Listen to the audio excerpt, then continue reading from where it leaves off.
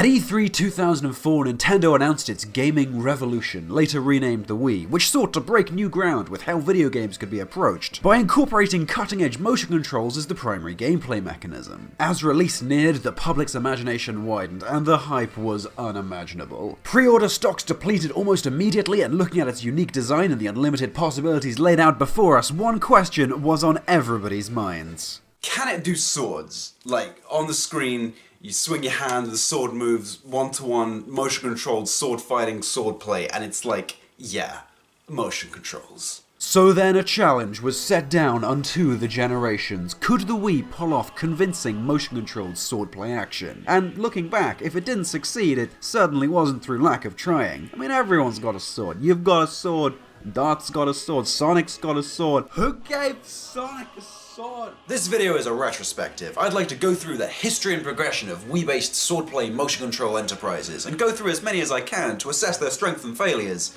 who did it best, and whether one-to-one motion controls was ever a realistic goal to begin with. So let's put on our safety straps, allow adequate room around us during gameplay, and play some motherfucking Nintendo Wii.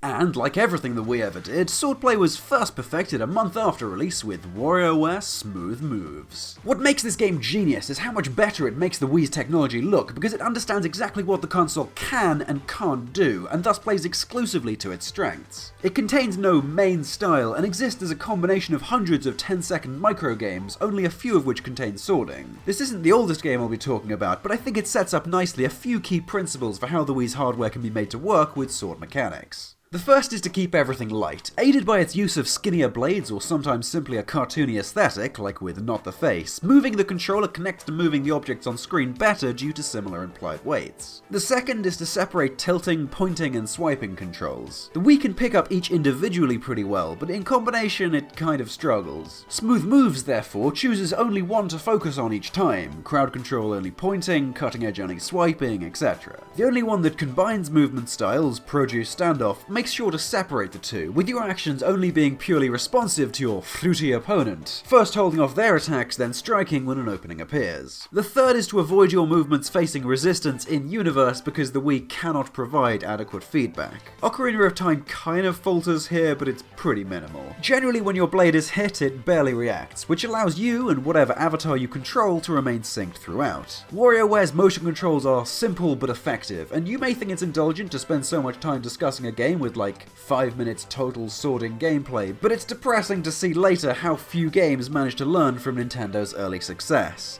Nintendo very much included. Stepping back a bit though, there were two examples of motion swordplay from the Wii's launch. The first is Red Steel, an incredibly mediocre first-person shooter with some swords thrown in certain duels because motion controls. It's janky and ugly and super easy despite its difficulty in distinguishing between directions, but this was the Wii's launch. All you had to do was have your flailing somehow register for everyone to collectively cream themselves. But what was a party trick at the time is far less impressive today. Shed a sad tear for the Red Steel franchise, which probably didn't go anywhere after this, and we can probably just forget about the name of now. The other blade-swinging release title was Legend of Zelda Twilight Princess, a far more ambitious and better game. However, due to its dual release on the GameCube, the motion control aspect was somewhat restrained, and apart from a few select items, restricted to simple waggling. Shake the remote in any direction or speed, and Link swings his sword as he would in older games by pressing B, which also applies for ending more complex specials, while shaking your nunchuck flexes your shield. They function well, but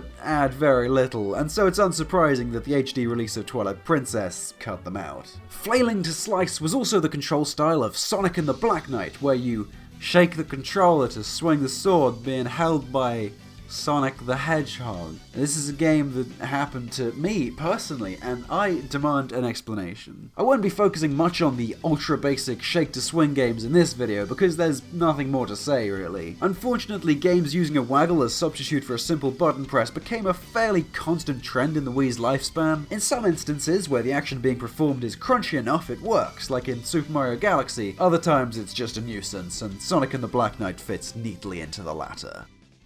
One way of getting around the technological shortcomings is that of Dragon Quest Swords, a spin-off of the long-running RPG franchise, taking the form of a first-person arcade-style action game. It uses a combination of pointer controls and shaker to function to moderate success. Essentially, you point to aim at an enemy or projectile, and can either hold B to bring up your shield there, or swing the remote to swipe your sword in any direction with your pointer acting as the center of that strike. It's a little jarring to have to constantly re-aim the pointer after attacking, but it doesn't take too long to adjust, and the precision of the pointer itself grants greater control over positioning than any game we've discussed previously. The other problem is one of immersion. Having your sword and shield occupy essentially the same space on screen makes them feel like weightless props and grants neither you nor the enemies much presence in the world, making the entire game feel more like a funfair ride you're being taken on. Fun for a spell, but with paper-thin depth and little to hold your attention after a couple of hours. But, swordplay, schmordplay. What about lightsabers? We can make this look good in post, right? Star Wars The Force Unleashed. If anything, lightsabers make even more sense to be brought into a motion-controlled experience due to the similar implied weights of a laser sword in your Wii remote, and the potential in a power fantasy of being a Jedi. You play as target demographic, an apprentice of Darth Vader slowly realizing murder is wrong, which carefully allows the game to feature scores of gratuitous violence, while still not technically siding with the space Nazis. But don't let that blatant disconnect between story themes and gameplay distract you. This one is really fun. You're granted a combination of a lightsaber and force moves mapped to the Wiimote and nunchuck respectively, and the consistency in which controller controls which hand of the protagonist really adds to the immersion. Many combinations of force and saber abilities are included, but unfortunately the one-to-one sword swings are limited to only choosing between horizontal or vertical strikes. I can suspend disbelief slightly for the flashier sword combos, but there's a certain disconnect between player and game garnered for moves like suspending a foe in mid-air and throwing the lightsaber into them before it returning,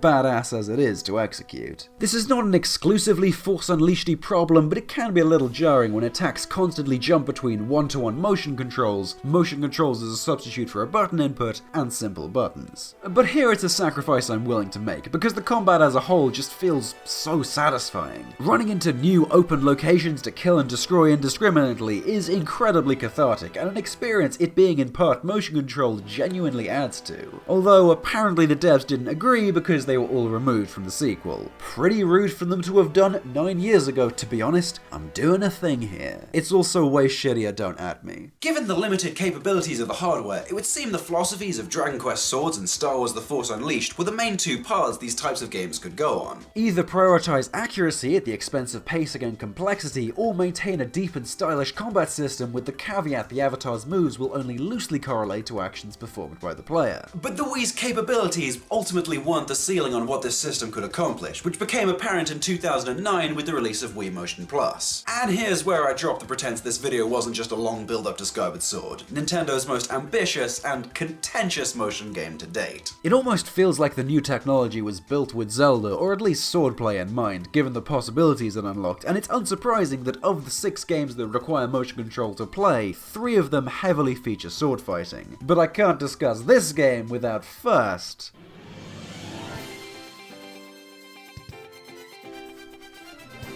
Wii Sports Resort often gets credited as an expansion of the original, to act as a tech demo for the MotionPlus the way Wii Sports was for the Wii. And that is true, but I think it's actually a whole lot better, with more interesting minigames and the fantastic setting of Woohoo Island featured here, but that also existed across a variety of Nintendo games, and even later in Mario Kart and Smash Bros. It's an idyllic destination, but what makes it great is its detailed lore and history, provided through information pickups or just through the wiki. History. Woohoo Island's history before the Mii's colonized it is... Oh, don't tell me that shit, dude. Do we need to cancel the Mii's? It's always the ones you trust. God damn.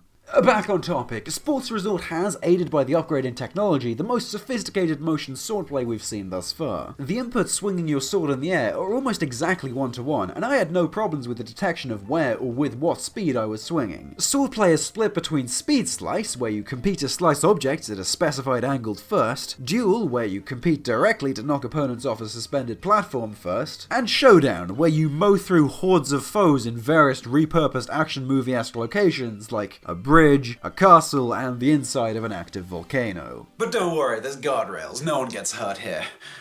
Not anymore. While playing the game frame perfectly feels fantastic, issues emerge when you swing the remote and fail to land a hit. There's no way to provide feedback. Let's just put a pin in that for now. The only other issue I have with this is that there's not enough of it. Play for an hour and you'll have seen everything, which isn't such a problem as it is only one of 12 sports for the game, and there are at least extra challenges if you really want to fine-tune your mad sorting skills facing the same me-dueling wannabe tough guys over and over. But I can't help playing it and craving something meatier, something adventurous. More foes, maybe a few dungeons if you know what I'm saying.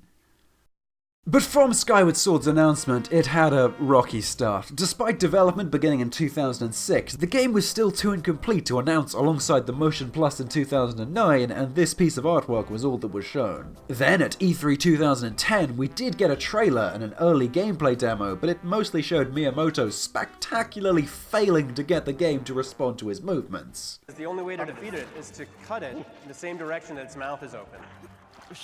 And the best experience is almost gone, and technology.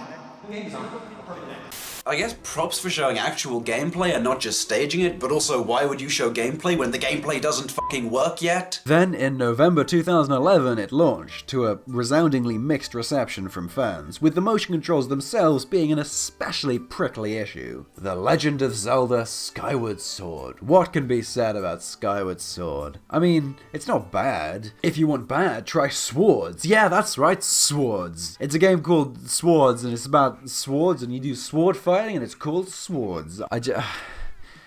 While you were out partying, I studied the swords. The concept for this one is at least fairly interesting. You travel through time and space, fighting various historical examples of sword fighters in one-on-one duels, from a Viking to a knight to a pirate to Mace Windu. The problems are that it has the depth of a damp wafer, and the combat simply doesn't work well. Foes poorly telegraph attacks, making parries a test of memory rather than reaction, and the controls themselves are pretty bad at responding to your movement, even playing with MotionPlus. To be honest, the only reason I thought to bring it up was to stress that however much shade can and should be thrown on Skyward Sword or The Force Unleashed, this was very much new technology, and to function correctly was a bar many games did not pass, 2010's Swords being one of them. Ugly, boring, and viscerally frustrating, there's really no reason to buy or have this game, other than, of course, to make a rival Wii sword fighting retrospective video, to which I say bring it, bitch! I've been in this game a long time, and I'll be in it long after you scuttle back to whatever rat-infested... Skyward Sword begins with saving a cat from a roof. Cool, okay. When the game does get going, swordplay gives most players the same reaction. Why does it feel so clunky? Unlike Sports Resort or even Swords, Skyward Sword limits swings to 8 directions in a stab, so it's often having to round your actual input to the nearest 45 degrees, which feels a little weird in normal combat, but much more frustrating when that rounding translates to your sword then traveling in the wrong direction, but whatever. This is it. It's a full, brand spanking new Zelda game, and you get to do it. You're not directing, but controlling the fucking guy, Mr. Zelda. Chopping down trees, hell yeah. Stabbing bats, I'm here for it. I'm gonna love this goddamn... what? The sword hit the sword and deflected, but my hand didn't deflect. And I think we're now finally going to have to confront the feedback problem. But let's zoom out a little for it. Traditional video games essentially mediate an indirect relationship between a player and the game world. Players give controller inputs which translate into actions an avatar or otherwise playable force will perform. The action is then impacted by the world or its inhabitants, which is shown by audio-visual clues throughout the game which the player must then respond to. In good games this quickly becomes invisible, but in bad ones, where either the controls aren't properly responsive or it doesn't feed you sufficient information to react to, you become more aware of this system. One-to-one motion controls aim to transform this, at least in part, into a direct relationship, where the actions performed by a player map exactly onto those performed by the protagonist. The problem is, this can only go one way. You can directly affect but not be affected by the virtual world, and that creates a constant disconnect between the two. Move to throw a bomb but get hit and the immersion breaks. You move your arm to attack and it's deflected, suddenly yours and Link's hands are in different positions. Move to correct it and it'll likely register as another hit. It's not fun. A good good workaround is to condition players to code switch between the two systems, as in No More Heroes and its sequel. Normal strikes, where attacks can miss, be parried, or hit enemies' weapons, are mapped to button inputs, but for the final blow, an arrow command pops up and you swipe your Wii remote in that direction to deliver the killer slash or wrestling move. In this sense, motion controls work less like a unique mechanic and more like another particle effect, only present to add that extra oomph to an attack, alongside the crunchy sound effects, streams of blood and coins, and slowdown. Just like, boom, fuck yeah, explode man, oh so good, hell yeah, I'm a weeaboo. Ugh. Another more subtle addition is the use of tilting the controller up or down to switch between high and low strikes. As how to hold your sword alone has no tangible effect on the world, the game capitalizes off building empathy to bring you into the world without experiencing the problematic lack of feedback that takes you out. No More Heroes is obviously not a one-to-one control scheme, but it's incredibly satisfying and made only more so by its reserved and deliberate usage of the Wii remote. It's only a shame the developers lacked that same confidence in them when they opted to make them only optional in the sequel. For a game with fully motion-controlled combat, however, it's harder to just avoid where there should be feedback, and here Skyward Sword simply falls on its face. The problem is everywhere, exacerbated by both the limiting of swing directions and general thicker design of enemies like the bokoblins relative to other games, and bosses like Scaldera and Tantalus. Wii Sports Resort and The Force Unleashed both benefit from the lighter feel of both weapons and enemy types, because the more resistance the game universe implies you should be feeling, the less what you physically experience swinging through the air is like the simulated game world. The feedback of knocking your sword back on a missed input is an even bigger problem. Link's sword rebounding off a bokoblin's sword or Deku Baba's shell creates both an obvious physical disconnect and a psychological one, as your immediate objective becomes not how to vanquish the foe, but how to resync your hand with Link's before you continue, without, of course, accidentally inputting a second strike in the opposite direction. These defensive encounters are the ones the game throws at you most. Bokoblins are the standard enemies of most areas and dungeons, and variations of Lizalfos and Stalfos comprise most of the game's mini-bosses, and they consistently bring you out of the experience when you falter or when the game fails to read your attack. You could argue this should be given a pass on the basis the technology simply wasn't and isn't there, but they didn't have to design the game like this. And the times that design does deviate from this standard are its finest moments. There's a lot of potential with enemies like the three-headed Stalgia, which have no defenses but can regenerate unless all three heads are struck at once. There's an obvious time to attack, but you can strike them earlier with skill, which keeps the fight vibrant and puts the player in control of the pace. Another twist on the defensive sword rivals are shield moblins, which are guarded by a large shield but one you can cut down, eliminating needless blocking and again placing the player in command of the rhythm of combat. The final two bosses also offer excellent new takes on the swordplay that I shan't spoil, but they're good. I also really like the Skyward Strike, where you hold up your remote to charge your blade with heavenly energy to activate certain objects. It's just a little too slow to feel comfortable, and the ritualistic nature of the move really fits with the spiritual aesthetic of the game and that act itself. Skyward Sword ultimately failed to live up to its own hype, but within the game, in parts, is the skeleton of something amazing, and I think it's worth teasing what went wrong and what worked for that reason. Probably the weirdest thing about these controls is that the sword fighting aspect, the clear centerpiece of both story and game design, is by far the least functional. MotionPlus works really well for all the other items, to the point you barely notice them moving your beetle, firing arrows, or bowling bombs. But introducing enemies that can block and parry never quite clicks, and it severely damages most of the combat gameplay. Chunky design, clunky controls, and endless weapon deflection render the swordplay too tiresome to recommend. But from its ambition, other item mechanics, and the few times it really just works, I'm still glad they went here and that this game exists at all.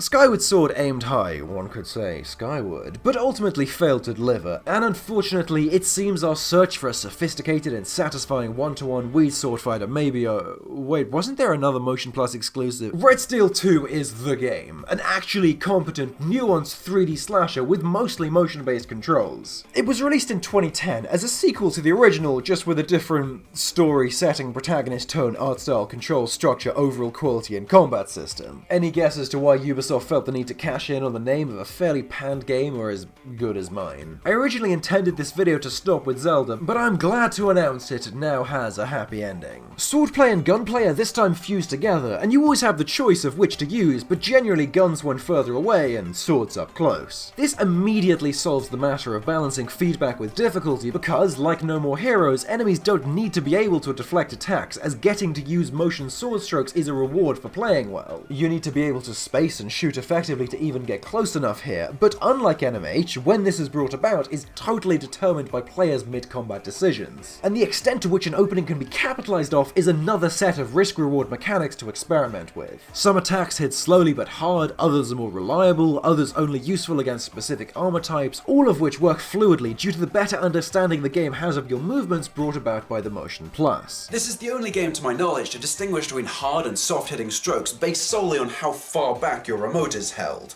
and it feels pretty sick to pull off. And to bring this whole thing full circle, it also follows the principles laid out in WarioWare Smooth Moves. Light, fast-feeling combat, a discrete separation of pointer and swipe mechanics within combat, and a careful avoidance of feedback-based frustration. Only now are these principles fully realized into a compelling, full-action experience. You spend the game learning new maneuvers, while presented with enemies requiring subtly different approaches. The art style is really pretty and it's aged well with time, and this is just a genuinely great game I'd solidly recommend. It's not perfect, and were this a full review, I'd bring up repetitive mission structures and a boring story, but this isn't about that. This is about the story of the Nintendo Wii, and a simple dream that in March 2010 was finally accomplished. Yeah. I'm a samurai now. And those were some Wii sword fighting games that I felt like talking about. That's what this video was. I'll put up on the screen a quick timeline of the 12 games I discussed here for reference, as I did jump about forwards and backwards a bit. Anyhow, I hope you enjoyed this trek down memory lane, and if you did, hit my socials and subscribe. Thank you for watching, and I'll see you next time.